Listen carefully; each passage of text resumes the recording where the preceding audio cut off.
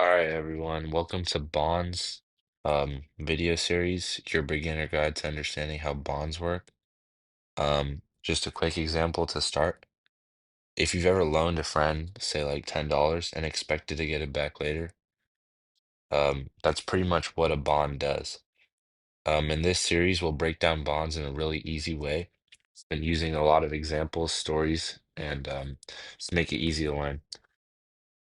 Over the next 6 videos, you'll learn everything from what a bond is, how to invest in them, and how to figure out which ones are right for you. Whether you're a high school student curious about finance or a brand new investor, you're in the right place. So let's dive into the first video. What is a bond? A bond is a type of loan, but it works in the opposite direction of what you might expect. When you buy a bond, you are the lender. The borrower could be a government, a city, or even a big company.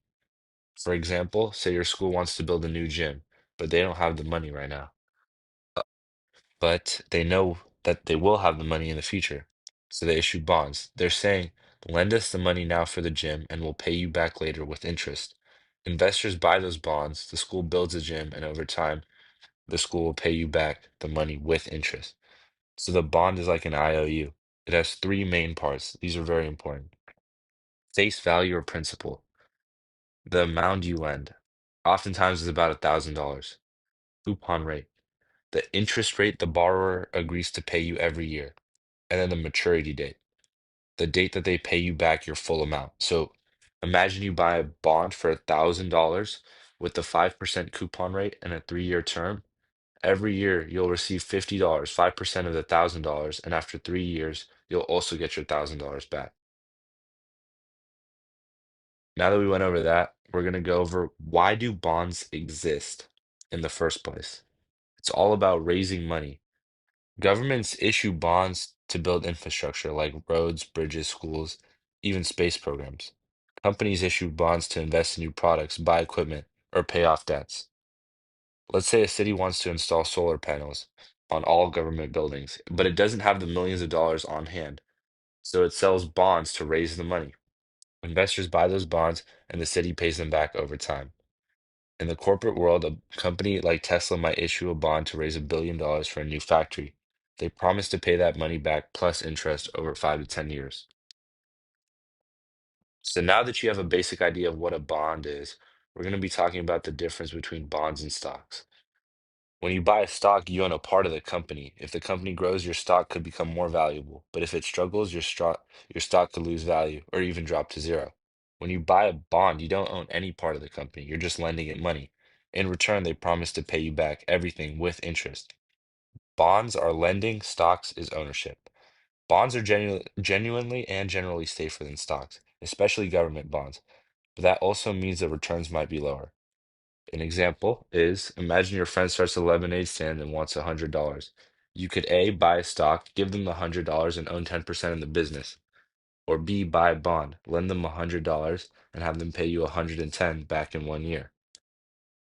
Depending on how that lemonade stand does, a stock could be a better option.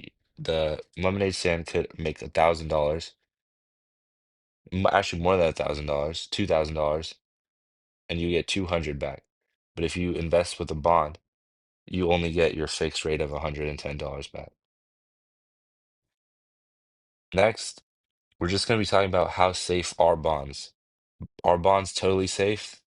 Not exactly. There are some risks. Companies can go bankrupt, governments can default, but there are ways to measure those risks. That's where credit ratings come in. Agencies like S&P and Fitch give bonds ratings like AAA, extremely safe, like US Treasury bonds, AA, A, and BBB, still safe, but just, they're a little more risky.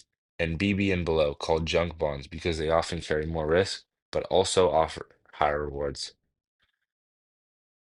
Another example, would you rather lend $1,000 to the US government and earn 2% or to a new video game startup and earn 8%? One is much safer and the other has more potential reward, but also more risk. So you gotta weigh those options out and see what you want to do. If you're into more risk, yeah, obviously you would go for, single A, triple B, or double B and below. But if you're into making safe returns with low profits, definitely AAA. So now let's test your decision making. Let's see what you've learned. Pretend you have $5,000 to invest. Here are three bond choices.